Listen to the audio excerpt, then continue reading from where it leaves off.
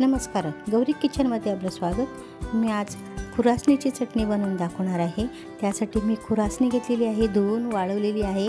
मीठ, लसूण आणि मिरच्यासुद्धा मी वाळवून घेतलेल्या आहेत। आता आपण ही खुरासणी तव्यावर खरपूस भाजून घेऊया।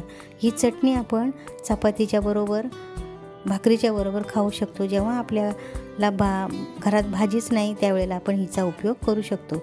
आता या मिरच्या आपण वाळवलेल्या आहेत, त्याच्यात आपण पावडर करूया।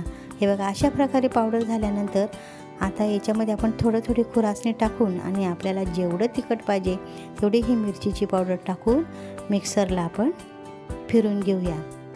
हे बघा, जेवढी पाहिजे तेवढी आपण मिरचीची पावडर टाकू आणि मिक्सरला फिरून घेऊया। मिक्सरला फिरवल्यानंतर आता याच्यामध्ये आपण लसूण टाकू आणि पुन्हा मिक्सरला फिरून घेऊया। हे बघा, आता मीठ टाकूया आणि पुन्हा मिक्सरला फिरू। दोन्ही एकत्र याच्यासाठी टाकले नाही आहेत का दोन्ही एकत्र जर टाकले तर त्याचा गठ्ठा तयार होऊन मिक्सर फिरत नाही, म्हणून वेगवेगळे टाकून ह्या मी फिरून घेतलेला आहे। आता आपली खुरासणीची चटणी रेडी झालेली आहे। ऐन वेळेला हिचा उपयोग आपल्याला कधीही करता येतो।